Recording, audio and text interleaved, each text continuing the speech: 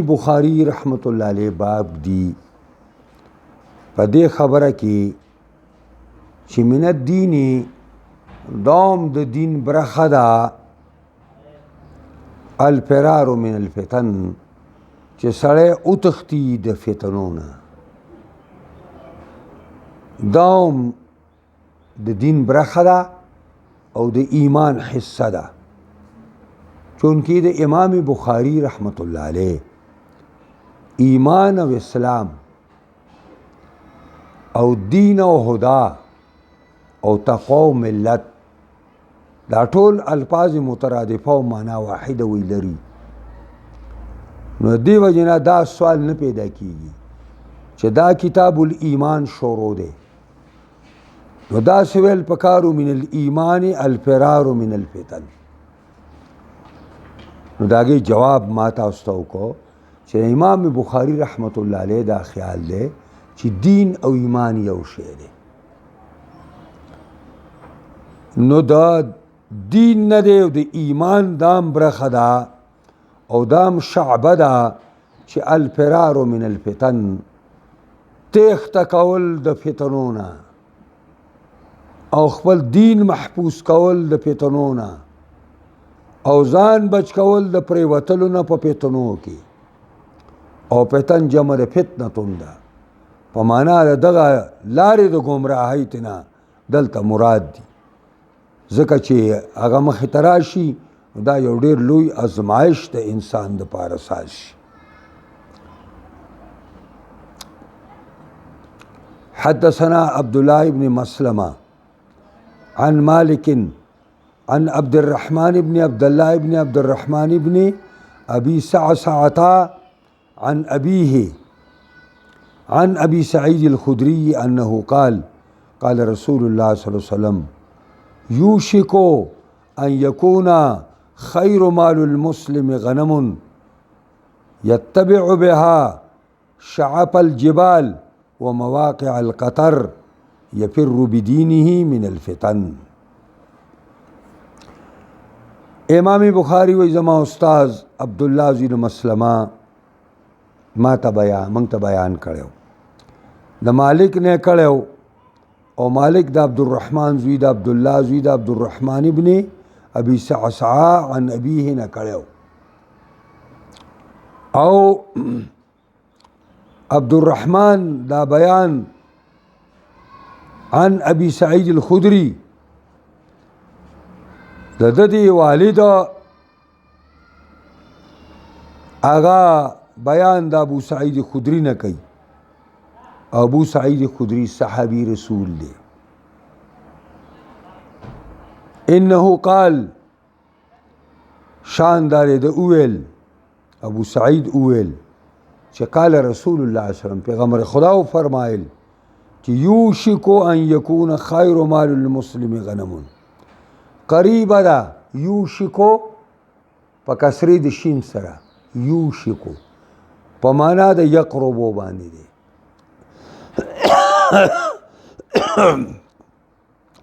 قریب ده چې شیبا بهترین مال د مسلمان ګډي بیزه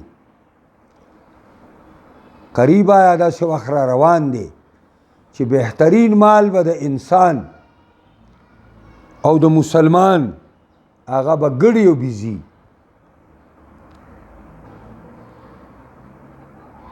چې کله دا امت پاسید شي یتبعو بها چې ورپسې کیږي د شعب الجبال په هغه سکو د غرونو باندې هغه سکو د غرونو ته راګړي بوزي او د هغې په یو شوده رالوشي او خوري او د الله عبادت کې خپلې ګړې ساتي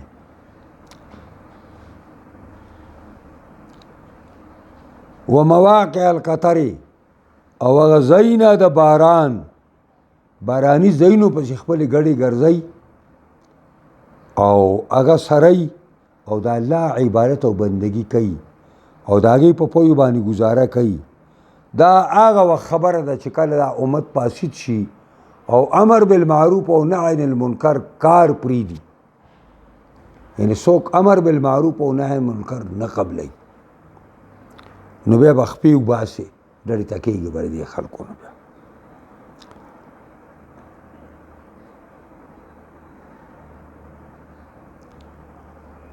او یفر بدینه منډه کوي دی په خپل دین باندې من الفتن د فتنو نه دا خپل دینه ډډې ته کوي د فتنو نه چې چرته زه په فتنو کې پرېونوځمه او دا خپل دین رانه خراب نشي دا خپل دین رانه برباد نشي نو دا به بهترین مال د مسلمان ګډې او بیزې ثابت شوې دا نبی کریم صلی الله علیه وسلم او فرمایل او د دې ربط ما قبل سره بدرالدین عینی وی په ډاګه شو چې آلته انصارو د مدینی د نبی علیه الصلاۃ والسلام او د الله د دین نصرت او حمایت داسې وکړو په خپلو مالونو باندې او په خپلو ځانونو باندې داسې وکړو دا سره پاره الفرار من الفتن د دې لپاره چې انصاری مدینه د گمراهۍ د لارې نه او د بيدینۍ د لارې نه او د منافقت د لارې نه ډډې ته شي باب قول النبي صلی الله علیه وسلم امام بخاری باب دی او دې باب کې صرف یو ترکیب دی ادارے چې باب مضاف ته قول النبی ته بس بل ترکیب پکې نه کیږي هذا باب قول النبي صلی الله علیه وسلم او قول د پیغمبر خدا دا دی چې انا اعلمکم بالله زه ډیر واقف یم ستاسو نه په الله باندې زه ستاسو نه الله ډیر ښه پیژنم وان المعرفة فعل القلب او معرفت چې دی نو دوم فعل قلب دی یو نسخه انا اعرفکم بالله دی پیږئ یو نسخه داسې ده برې پې نښه کړې ده چې انا اعرفکم بالله نو وان المعرفة فعل القلب سره درسته شو دا خبره او دا معرفت فعل قلب دی او چې فعل قلب شنو د ایمان برخه شوه او د ایمان حصه شوه لقول الله عز وجل په دې باندې امام بخاری دلیل پیش کړي چې معرفت ولې فعل قلب دی ځکه الله فرمایي ولکن یؤاخذکم بما کسبت قلوبکم لیکن نسی الله تاسو په هغې باندې چې کسبي کې ستاسو زړونه یعنی تاسو الله په فعل قلب باندې نیسي نو دا اصل خبره دا وه چې نبی کریم صلی الله علیه وسلم مرګري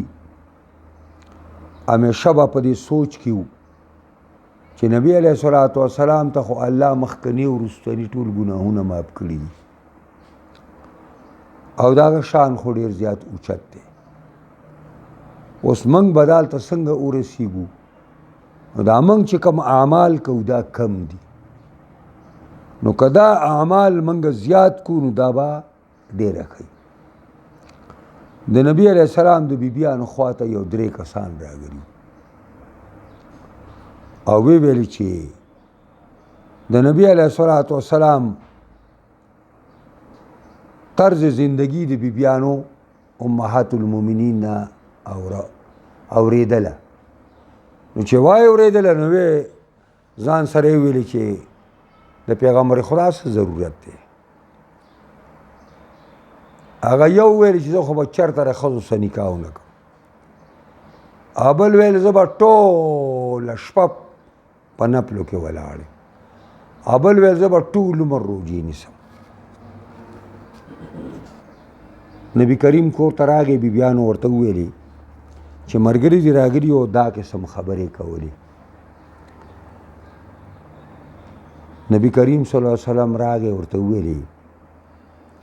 چې مرګرو همیشه ځان باندې په دین کې سختی مراولئ، الله په در باندې سختی راولي. همیشه به پیغمبر خدا مرګرو ته د آسانو خبرو تلقین کو، د سختو نه د آسانو خبرو تلقین وکړو. نو پیغمبر خدا ورته فرمایل چې انا اعلمکم بالله، تاسو دا وایي چې د پیغمبر څه ضرورت دی، نو زه چې الله څومره پیژنم هغه مره تاسو نه پیژنئ. د دې وجې نه ما ته زیات ضرورت دی د عبادت.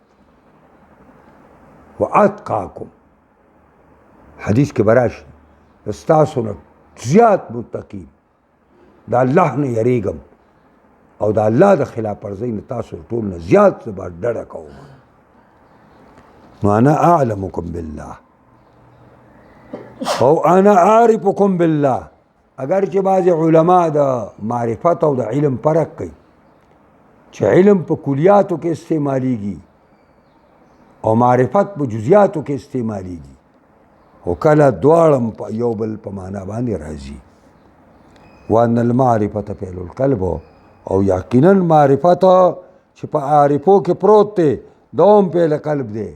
او دا فعل قلب ولې دی ځکه الله وی ولکن یؤاخذکم بما کسبت قلوبکم، لیکن نیسی الله تاسو لرا پای باندې چې تاسو په زړونو کې راشي. دا تاسو تب استادانو پر ترجمو کې ویلي په دې آیات باندې چې الله رب العزت پر نفس کې چې کومې خبرې راځي نو غني خبرې دي، غني مرتبه دي، او په ټولو کې مؤاخذه نشته، بالکل په آخري کې مؤاخذه ده، بالکل په آخري کې. او هغه دا دی چې داسې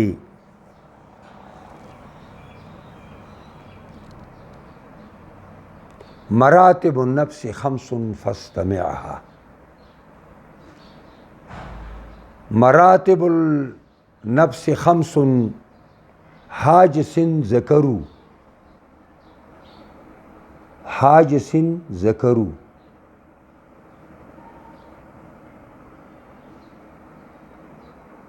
فخاطر فحديث النفس فاستمعا، يليه هم يليه هم فعزم كلها رفعت سوى الأخير ففيه الأخذ قد وقع. داری سړی په شعر کې جمع کړي دي پنځه وانه مرتبه د نفس. نو مراتب النفس خمس حاجس ذکرو، مراتب په دې نفس کې دا پنځه دي، د هغې نه د علماو یو حاجس ذکر کړی دی. حاجس دا داسې راشي د نفس کې یو کش غوندې وشي، کش غوندې چې پرې پردي شي باندې سړی ورشي، دا پردی مال لږ داسې که نه داسې قبضه غوندې که نه، دا حاجس دی. فخاطرن بیا دا چې کله د نفس کې راشي نو دی بیا تک شروع کې قدمونه. فخاطرن نو خطرات نفس باندې پر نفس کې چکرې وهي. فخاطرن په حدیث النفس نو بیا په نفس خبرې شروع کی چې ورزم پې او که نه، ورزم پې او که نه. یلیه هم بیا دې پسې هم دی چې داسې قصګۍ غوندې وکړي او داسې روچت غوندې شي. فعزم پس د هغې نه مکمل پخته اراده وکړي او بس مټې راونغاړي او پنسې روچتې کړي او بسم الله کړي. نو کلها رفعت، دا ټولې مرتبې انسان ته معاف دي، که حاجس دی، که خاطر دی، که حدیث النفس دی او که هم دی. کلها رفعت سوى الاخیر چې عزم دی، سوى الاخیر په فيه الاخذ قد وقع سوار دی رستنی نه چې عزم دی په دې کې نیول یقینا دی خو بیا د عزم یو سړی وکړو ګناه یې ونه کړه او قصد ګناه یې وکړو نو دا قصد ګناه باندې یو قسم سزا ده او په عملا ګناه کولو باندې ځان له سزا ده بیا ابدله ده دا مې ورته په دې آیات کې او تاسو ته به استادان په ترجمه کې وایي ولکن یؤاخذکم بما کسبت قلوبکم دا دا لیکن نیسي تاسو په مرتبه د عزم باندې چې ستا زړه پې قصد وکړي پاک کې به تا نیسي دا عزم حدثنا محمد بن سلام قال أخبرنا عبدا عن هشام عن أبيه عن عائشة قالت كان رسول الله صلى الله عليه وسلم إذا أمرهم من الأعمال بما يطيقون ورقا من حديث تا وهي عائشة أم المؤمنين او نبی کریم صلی الله علیه وسلم کله به چې حکم کو صحابه وتا نو حکم به کولو د اعمالنا بما یطیقون پای باندې چې د دوی به طاقت کېده پیغمبر خدا به مرګرو ته قتل نو چې څومره په مرګرو کې قوت ورته ظاهرېدلو چې زما مرګري ته دا کار خایمه او دوی به په طریقه دوام کوي نو آسان کارونه به ورته ښودل او په خلکو باندې به خبره سختوله نه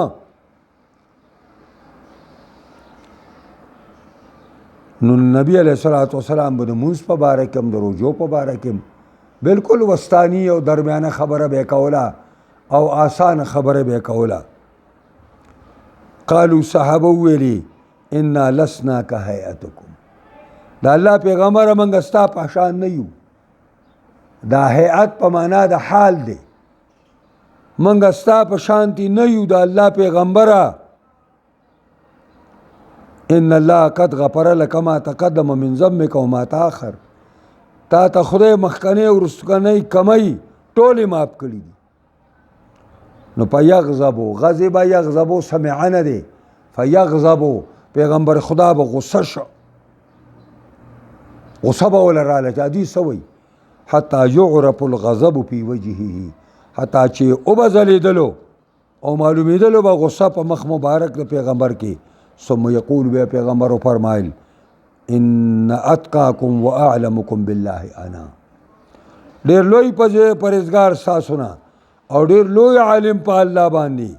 ستاسو نه زه یم نو چې د ټولو نه الله ډېر یریدونکی زه یم او د ټولو نه ډېر پوهه په الله باندې زه یم د دې وجې نه لوی متقي او لوی پرهیزګار به زمانه بل څوک بیا او په بعضو روایتو کې راځي ولی تاسو عایشې ام المؤمنین ورته چې د الله پیغمبره تر شپې دونه ودرېږي چې را خپې مبارکې دې وپړسېږي نو تا ته خدای مخکې وروستو هر څه معاف کړي نه دي نو هغه ویل چې عایشې ته په دې باندې خوشحاله نه چې زه د الله شکر ګزار بنده شم چې کوم رب ما سره دونه احسان وکړه نو ما له پکار نه ده چې را شکریا ادا کړم زه ښه ځان ستړی کړم باب من کرها ان يعود في الكفر كما يكره ان يلقى في النار من الايمان امام بخاری باب دی من کرها ان يعود في الكفر اغه سوکو چې بد ګڼي چې واپس شي په کفر کې کما یکره ان یلقى في النار لکه څنګه چې بد ګڼي دا چې واچولی شي دی په اور کې نو دا کراهیت د من کرها من الایمان دا هم د ایمان برخه ده چې سړي ته کفر ته تلل دومره ګراني لکه اور کې پرېوتل چې ورته څنګه ګراني نو دا د ایمان برخه ده او دا د ایمان شعبه ده چې په دې سړي کې ایمان شته دی حدثنا سليمان بن حرب قال حدثنا شعبة عن قتادة عن أنس عن النبي صلى الله عليه وسلم قال نبی علیہ السلام او فرمائل ثلاث من كن فيه وجد حلاوة الإيمان من كان الله ورسوله أحب إليه مما سواهما ومن احب عبدا لا يحبه الا لله ومن يكره ان يعود في الكفر بعد ان انقذه الله كما يكره ان يلقى في النار. امام قتاده وی د انس رضی الله عنه په حواله او انس ته پیغمبر خدا په حواله باندې وایي قال پیغمبر خدا فرمایل ثلاث خصال درې خصلتونه دي درې من کن فيه کان تامه دی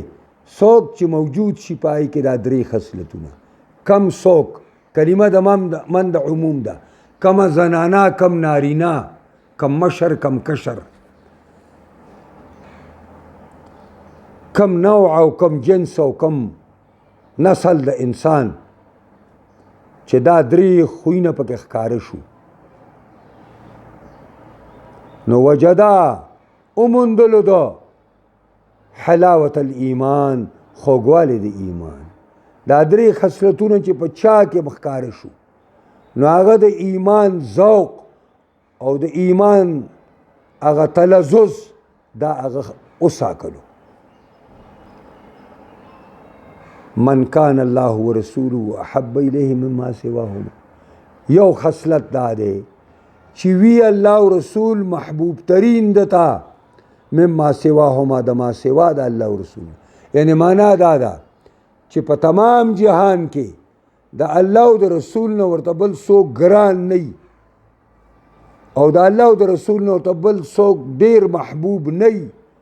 او د الله او د رسول نه ورته بل څوک ډیر نږدې او ګران نه یو خصلت دا دی او من احب عبدا لا يحبه الا لله نمبر 2 دا چې دې مینه کوي یو بنده سره نو مینه ور سره نه کوي مگر خالص ته الله د پاره کوي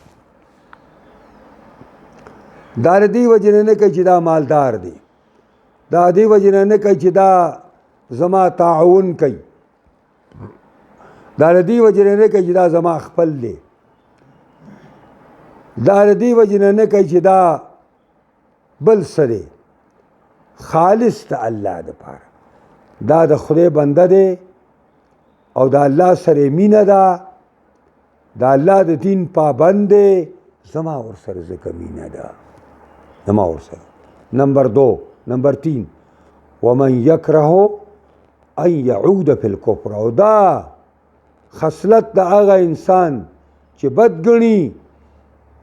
چې واپس شي په کوپر کې بعد ان انقذه الله پس داګه چې الله د کوپر نه خلاص کړي دي کما یکره ان یلقا فی النار داسې بدګنی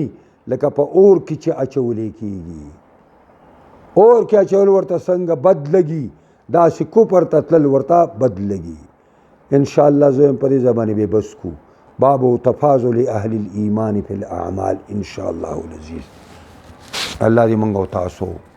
په احادیث او پیغمبر خدا صلی الله علیه وسلم باندې پوي کی دې سره سره دې الله موږ په کامل مکمل عمل راکړي قرآنی او حدیثی نظام دې الله په پاکستان کې راوړي دې له سو کار کړ الله دې کامیاب سو کې مخالفت کوي په هر رنګي چې کوي الله تور ته هدایت او کې کبد قسمت ای تبای کی